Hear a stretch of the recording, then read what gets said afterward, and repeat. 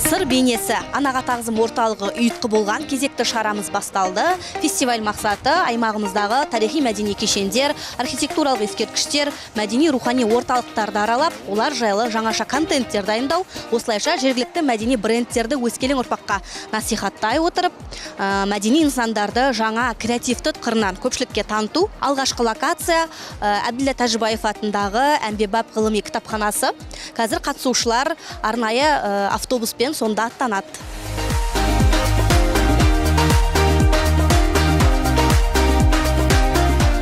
Қатысушылармен бірге Әбділда Тәжібаев атындағы облыстық ғылыми Әмбебап кітапханасына келдік. Жалпы қаламызда алғаш рет кітапхана 1867 жылы ашылған екен.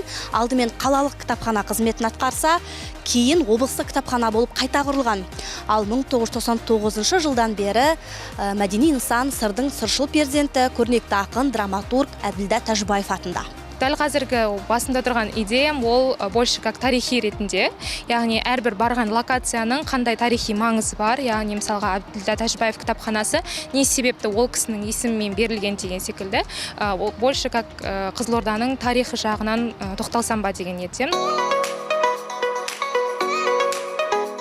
Қызылорда облыстық тарихи өлкетану музейі сыр бойының өткені мен бүгіні жайлы баяндайтын аймағымыздың күллі рухани және материалдық құндылықтары жинақталған қасиетті мекен. 2015 жылы мұнда реконструкция және реэкспозиция жұмыстары жүргізіліп, музей жаңа кейіпке енді. Музейде қазір өлке тарихы, археология және этнография, қор, экспозициялық көрмелік, экскурсиялық көпшілік секілді 5 бөлім жұмыс істейді. Дәл қазір біздің қатысушыларымыз музей ішінен сәтті кадр, ерекше видео дайындау үшін түсірілім жұмыстарын жүргізіп жатыр. Нәтижесін сыр бейнесі анаға тағзым КЗО хэштегтерімен әлеуметтік желіге жариялайтын болады.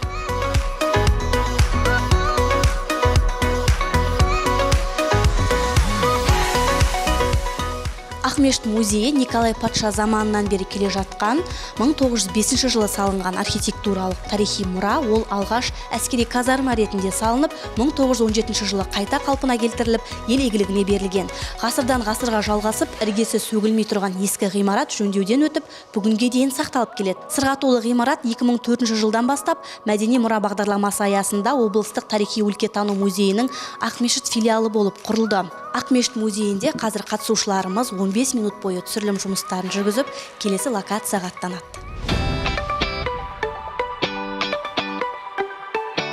Мини-экскурсымыздың 4-ші локациясы Салихиддин Айтбаев атындағы көркем сурет галереясы, мәдени нысан 2014 жылы ашылған. Галерея Қызылорда қаласы Астана болған жылдарда салынған көне ғимаратта орын тепкен әскери комиссариат үйі. Сондықтан тарихи ескерткіштер тізіміне енген.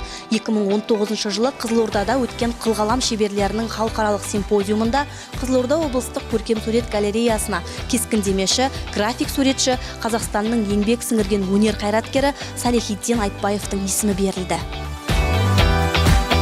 Тәжібаев кітапханасына мен жиі барамын, ал бірақ галереяға мысалы келіп көрмеппін. Сонымен қатар Ақмешіт музейі де маған өте қызықты болды. Өте ескі музей екен. Тарихымен танысу мен үшін өте қызықты болды. Бұрынғы заманда тіршілікте қолданған заттармен таныстым. Тарихи тұлғаларды танып, олардың жасаған жұмыстарын көріп, қызықты сәттерге ие болдым.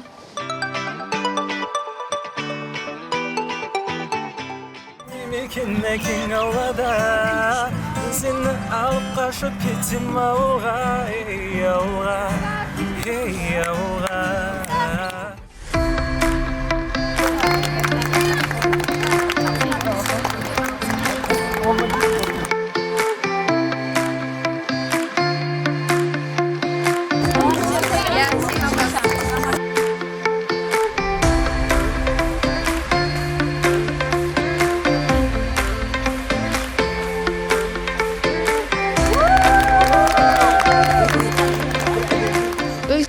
Бұндай іс-шараларға қатысып көрмеген, бірінші қатыстым десем де болады. Бұған дейін мектептегі іс-шараларды бейнеге түсіріп, бейне таспа қылып монтаждап, солай жемен опыт жинап, тәжірибе жинап, осындай жарысқа келіп тұрмын. Сіздерге осындай жарысты ұйымдастырып жатқандарыңызға көп рахмет. Алғысым шексіз. Бүгінгі фестиваль аясында креативті видеомейкер номинациясын жеңіп алған болатын. Барлық ұйымдастырушыларға көптен көп рахмет. Шыны керек, 5 локацияның арасында автобуста, күн ыстықта видео монтаждаған өте қиын. Сонымен қатар озвучкасы бар, жазуы бар, соткамыздың да зарядкасы отырып жатты. Дегенменен сол ойда тұрған идеяны, бағана айттым ғой, тарихи идеяны қайта жаңғыртып қалпына келтіріп, сол видеода көрсеткім келгендіктен сол нәрсеге көбірек атсалыстым, мән бердім.